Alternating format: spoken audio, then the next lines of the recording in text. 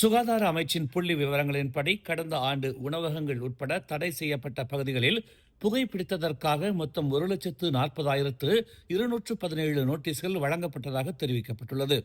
பொது சுகாதாரத்திற்கான புகைப்பிடிக்கும் பொருட்களை கட்டுப்படுத்தும் சட்டம் 2024 சட்டம் 852 பிரிவு 16(2) கீழ் 62,978 நோட்டீஸ்கள் வெளியிடப்பட்டதாக சுகாதாரத்துறை அமைச்சர் ஜுல்கிஃப்லி அஹ்மத் தெரிவித்துள்ளார்.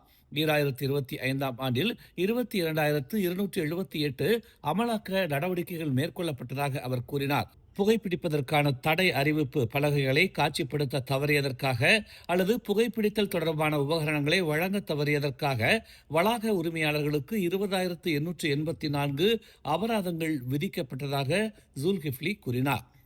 தடை செய்யப்பட்ட பகுதிகளில் தொடர்ந்து புகைப்பிடிப்பவர்கள் ஒரு தீவிர கவலையாகவே உள்ளதாக குறிப்பிட்ட அவர், சிகரெட் புகைக்கு ஆளாவது பொதுமக்களுக்கு சுகாதார அபாயங்களை ஏற்படுத்துகிறது என்று சுட்டிக்காட்டினார். 2020 மற்றும் 2025க்கு இடையில் போதைப்பொருள் தொடர்பான குற்றங்களுக்காக மொத்தம் 1,869 காவல்துறை அதிகாரிகள் மற்றும் சாதாரண ஊழியர்கள் கைது செய்யப்பட்டதாக உள்துறை அமைச்சு தெரிவித்துள்ளது. அபாயகரமான போதைப்பொருள் சட்டம் 1952, சட்டம் 234 கீழ் 91 காவல்துறை அதிகாரிகள் மற்றும் சாதாரண ஊழியர்கள் கைது செய்யப்பட்டு விசாரிக்கப்பட்டதாக உள்துறை அமைச்சர் சைஃபுடின் நசித்தியோன் இஸ்மாயில் நாடாளுமன்றத்தில் தெரிவித்தார். கைது செய்யப்பட்டவர்களில் 958 பேர் நீதிமன்றத்தில் குற்றம் சாட்டப்பட்டனர். மீதமுள்ள 911 வழக்குகள் இன்னும் விசாரணையில் உள்ளது என்றும் தடயவியல் மற்றும் வேதியியல் அறிக்கைகள் முடிவடையும் வரை காத்திருப்பதாகவும் அவர் தெரிவித்தார். ஹம்சா ஜைனுடின் பெரிகாத்தான் நேஷனலின் எதிரி என்ற பெசாத்து தலைவர் ஒருவரின் கூற்றை மாச்சாங் நாடாளுமன்ற உறுப்பினர் வான் அமாட் ஃபைசால் வான் அமாட் கமால் கேலி செய்துள்ளார். எதிர்க்கட்சி தலைவர் பெரும்பாலான பெரிகாத்தான் நேஷனல் எம்பிக்களின் ஆதரவை பெற்றுள்ளார் என்று அவர் தெரிவித்தார்.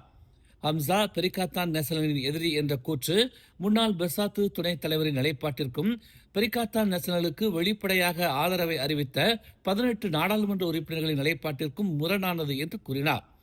பெசாத்து தலைவர் துன் ஃபைசால் இஸ்மாயில் அசீஸ் கூறிய கூற்றுகள் தவறாக வழிநடத்துகின்றன என்று அவர் குறிப்பிட்டார். தற்போதைய நிலையில் ஹம்சா அனைத்து பெரிகாத்தான் நேஷனல் நாடாளுமன்ற உறுப்பினர்களாலும் ஏற்றுக்கொள்ளப்பட்ட எதிர்க்கட்சி தலைவராக தொடர்கிறார் என்று முன்னாள் பெசாத்து தலைவர்களில் ஒருவரான வான் அமாட் ஃபைசால் தெரிவித்தார்.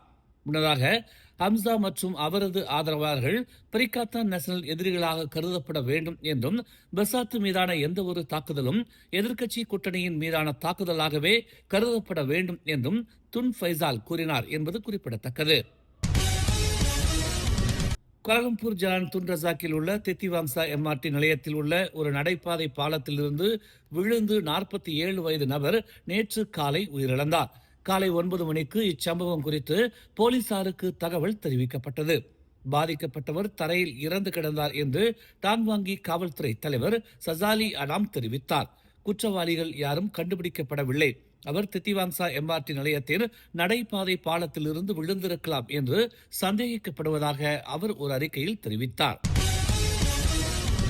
ஹம்சா ஜைனுடினுக்கு பதிலாக பெரிகாத்தான் நேஷனல் தனது புதிய எதிர்க்கட்சி தலைவரை நியமிக்க வேண்டும் என்ற பெசாத்துவின் கோரிக்கையை பாஸ் கட்சியின் இளைஞர் பிரிவு நிராகரித்துள்ளது. இந்த முக்கியமான கட்டத்தில் எதிர்க்கட்சி தலைவரை மாற்றுவதற்கு பதிலாக மக்களவையில் விவாதிக்கப்படும் முக்கியமான மசோதாக்களில் எதிர்க்கட்சி கவனம் செலுத்த வேண்டும் என்று பாஸ் கட்சியின் இளைஞர் பிரிவு தகவல் தலைவர் நர்சீர் ஹெல்மி கூறினார். இந்த நேரத்தில் முன்னுரிமை நமது நாடாளுமன்ற விவாதங்கள் மூலம் மக்களின் உரிமைகளை பாதுகாப்பதாக இருக்க வேண்டும் என்று சுட்டிக்காட்டிய அவர், எதிர்க்கட்சி தலைவர் பதவி குறித்த சர்ச்சையாக இருக்கக்கூடாது என்று ஒரு அறிக்கையில் தெரிவித்தார். மக்களவை கூட்டத்திற்கு பிறகு எதிர்க்கட்சி தலைவர் பதவி குறித்த கேள்வியை பெரிகாத்தான் நேஷனலுக்குள் ஒரு ஒழுங்கான முறையில் தீர்த்து வைக்க முடியும் என்று நசீர் மேலும் தெரிவித்தார். கூட்டணியின் நிலைத்தன்மைக்கு பாஸ் மற்றும் பெரிகாத்தான் நேஷனல் தலைமைகள் இந்த விவகாரத்தில் முதிர்ச்சி அடைந்த முடிவை எடுக்க முடியும் என்று அவர் நம்பிக்கை தெரிவித்தார். இந்த முக்கியமான நேரத்தில் மக்களுக்கு முன்னுரிமை அளிக்க வேண்டும் என்றும் பதவிகள் நமக்கு முன்னுரிமை அல்ல என்றும் அவர் கூறினார். சீனாவைச் சேர்ந்த 68 வயது சுற்றுலா பயணி ஒருவர் கடந்த புதன்கிழமை புலாவ் பெஹந்தியானில் உள்ள தெலுக்கையில் ஸ்னோர்கெலிங் செய்யும் போது நீரில் மூழ்கி இறந்தார்.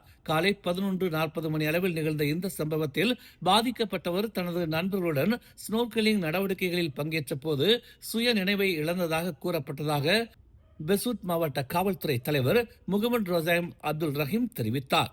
பாதிக்கப்பட்டவர் புலாவ் பெர்ஹந்தியான் சுகாதார மருத்துவமனைக்கு கொண்டு செல்லப்பட்டார். ஆனால் பின்னர் இறந்துவிட்டதாக அறிவிக்கப்பட்டது. முதற்கட்ட விசாரணையில் சம்பந்தப்பட்ட ஆடவரின் மரணத்தில் எந்த தவறும் இல்லை என்று ஒரு அறிக்கையில் தெரிவிக்கப்பட்டுள்ளது. உடல் பிரேத பரிசோதனைக்காக பெசூட் மருத்துவமனை தடயவியல் பிரிவுக்கு அனுப்பப்பட்டதாகவும் வியாழக்கிழமை மரணத்திற்கான காரணம் நீரில் மூழ்கியதுதான் என்பதை உறுதிப்படுத்தியதாகவும் முகமது ரோசாயம் மேலும் கூறினார். மேலும் செய்திகளை தெரிந்து கொள்ள தமிழ் மலர் இணையதளம், தமிழ் மலர் செயலி மற்றும் மலர் டிவி யூடியூப் சேனலை வலம் வாருங்கள்.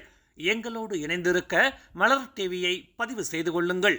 உறவுகள் மகிழ்ந்திட விருப்பம் மற்றும் பகிர்வு சேவையை சொடுக்கிடுங்கள்.